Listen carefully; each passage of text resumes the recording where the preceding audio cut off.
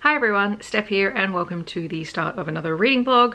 This one is starting on a day that I would rather have not have had, and I unfortunately can't talk about it because it involves some sensitive topics and things that I just can't share, but it was a not great day that resulted in myself and a few other people having to go home from work. Like literally being sent home just because of things that had happened for our own well-being. But anyway, I had a fairly chill afternoon after everything that happened and just sort of got through some of my kids' review copies and went for a little walk and did a couple of, errands and things that I would have had to have waited until the end of the day to do.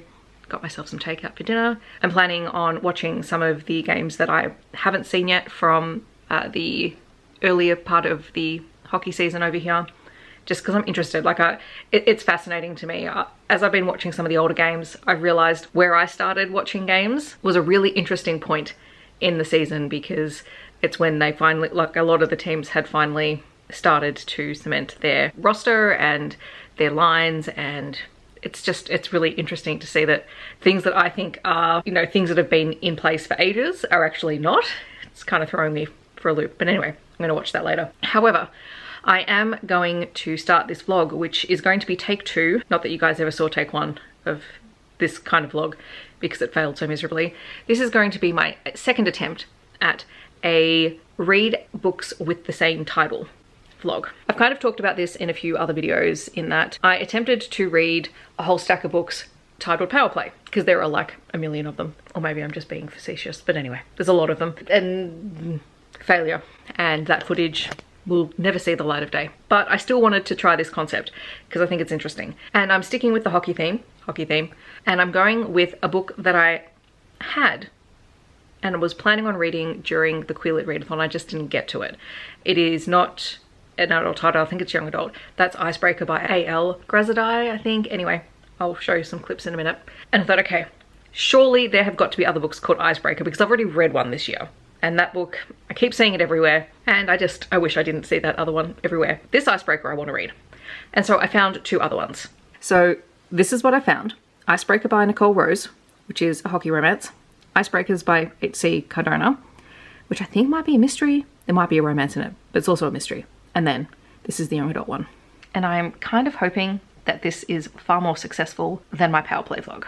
So wish me luck. I'm going to start by reading Nicole Rose's book. It's a short one, I think. It's only just over 100 pages long. So I shall let you know how it goes. We are not off to an auspicious start. I'm on page 15, or 8% of the way through the book.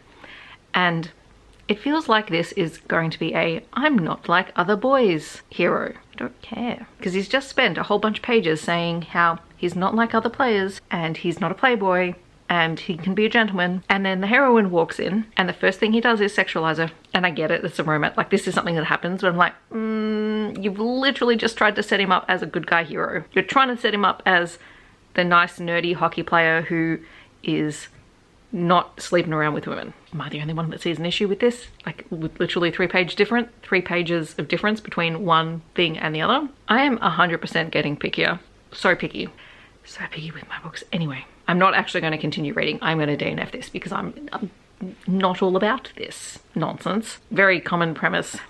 The hero is a hockey player who has fired his former publicist and assaulted him because the publicist leaked some footage and things that was less than okay. And so he's been blacklisted from all of the other publicists. And so I think it's the PR manager for the hockey team that he plays for has found a publicist. She's not a sports publicist. But yeah, no, not tonight. So I think I'm gonna try the mystery-ish one. Maybe something completely different. Maybe something completely different will work. Okay, so I'm 35% into Icebreakers by H.C. Cardona.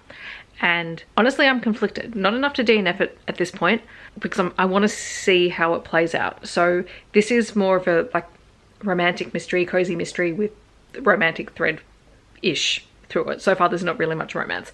The protagonist is Mika Chalmers. She is a private investigator, and she has sort of a tumultuous relationship with a detective at the local police office. She has been approached by her ex-boyfriend, who is an NHL center, who has been accused of rape. And this is where I'm not sure whether it's just because personally, I don't Like, it's hard because he wants her to prove that he's innocent. She is very reluctant to get involved, particularly because it's a he said, she said thing. She also knows that, you know, it's a complicated situation when a woman is claiming to be raped and the accused is trying to prove their innocence. And I think that's where, like, it's sitting very weirdly with me. So the writing is good. The characterization is really interesting. Like, I want to keep reading the story, but also I'm not sure if I'm comfortable with the content of the story. I shall see how this plays out. It's the first book in a series. And I also know, like, the other thing is, this is a different genre.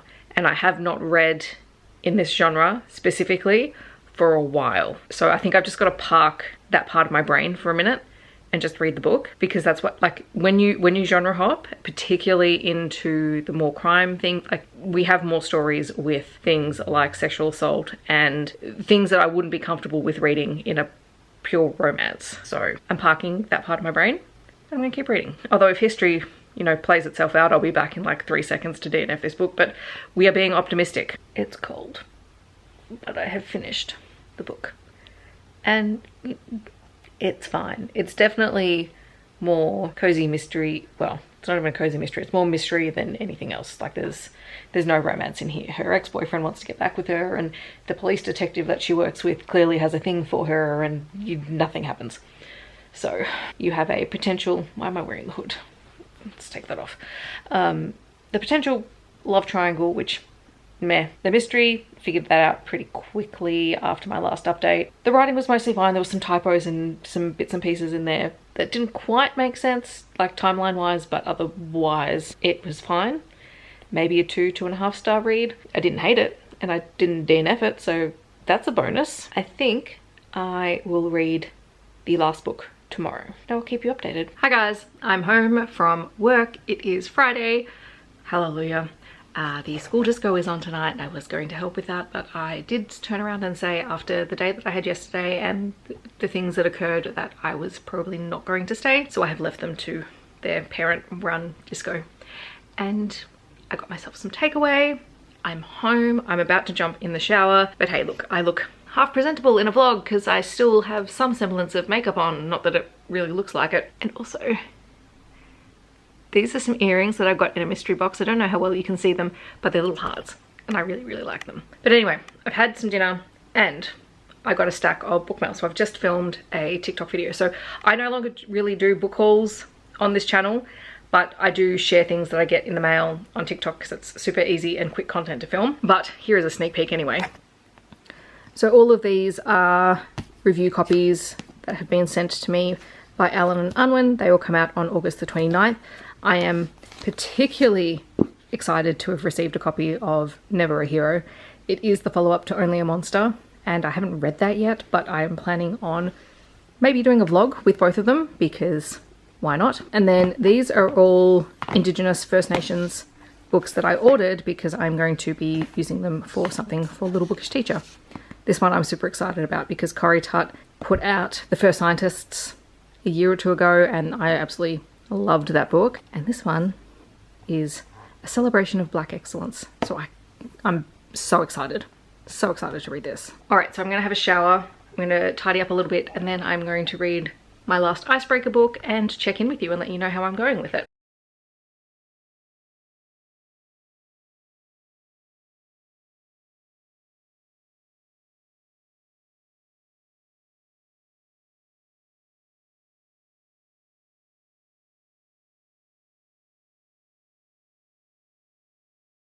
All right, so I am 20% of the way in. I'm really enjoying it. It is super well written. So this is told in a single point of view from Mickey James III's perspective. He is the son of hockey royalty. His grandfather and his father played. He has 5 older sisters, all who are really accomplished, and he's so proud of them. They all play sports or are really academically inclined, and he laments the fact that as a 17-year-old who is ranked first in the draft pick, that no one really cares about the achievements of his older sisters because he's the son and the heir to his father and grandfather's hockey legacy. And I really like that dynamic. We know that he's struggling with playing hockey. He's just gotten into college. He's playing for the Royals. Like, things about it aren't sitting right. And to top it all off, his biggest rival and the second highest draft pick is playing on the same line, and they just antagonize each other. And we know that this is going to be a rivals to lovers sort of thing. But I think it's really interesting because he is someone who is really good at hockey but doesn't have the same love for it. And it's like he's just been groomed to play hockey. And you can tell that there's that real sense of conflict because he does enjoy it and he knows the game, but there's this sense of, well, does he really want to do it? And does he deserve to do it? And I think it's deeply fascinating. So I'm going to keep reading because I'm thoroughly enjoying myself. Okay, I freaking love this book. And I did get very teary during it because Mickey is dealing with, I can't remember if I said this before, he's dealing with depression, and he's diagnosed throughout the course of the book, and he finds out that it runs in his family. His mother has depression, and he has not spent a lot of time with his parents. So while he has a big family and he's super close with his sisters, he's not close with his parents. His mother is an Olympic figure skater and his father was a professional hockey player, and so he never spent a huge amount of time with his parents. As such, you know, he has these very mixed feelings with them, and that sort of all collides in him playing hockey and feeling like he just has to do it because that's what he's expected to do. So a lot of the build up in the book is around Mickey reconnecting with particularly his father, and his father realizing that his son is not happy. And then you also have the relationship between Mickey and Jason, and they are very much rivals to lovers in this. They are vying for the #1 draft pick. They are 1 and 2, and they play up their rivalry in the social media sphere. They play great together on the ice, but you know, off the ice they're trying to figure out their relationship, and Mickey is dealing with his depression and trying to figure out what he wants from everything, and so it's all, you know, complicated and confusing. And while this is a YA novel, and it feels like a YA novel, it also doesn't feel like it. It was just very well written. I don't know what I was expecting, but this was great. I mean, it's closed door. It's a YA novel, so it's closed door. I liked the way that Mickey's team don't give up on him because he really struggles to connect with people. He just feels like he doesn't belong anywhere, and that in a lot of ways he doesn't deserve to be there, and he doesn't need to make those connections because he's going to be leaving and playing hockey. So, you know, that's the example that's been set by his dad constantly moving around a lot and not being there, which I think is really interesting to talk about. The other thing that this book is just really fantastic for, one, it's queer and it's great, and all of Mickey's teammates are very accepting of that. You also have players of color, and you also have female athletes being recognized for being amazing as well. And I think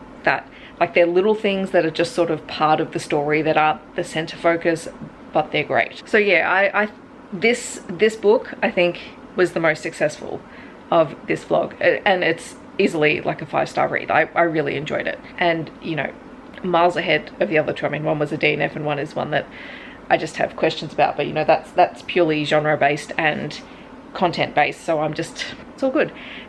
If I got nothing out of it, I got a fantastic book that I really enjoyed reading. We'll take that as a win. I'm going to wrap up this vlog, and you will hopefully see it within about a week of me finishing it up, which will be great. This was fun. Actually, you know what I will put in on the end here? I'm going to another hockey game this weekend, so if I get some footage, I will insert it here.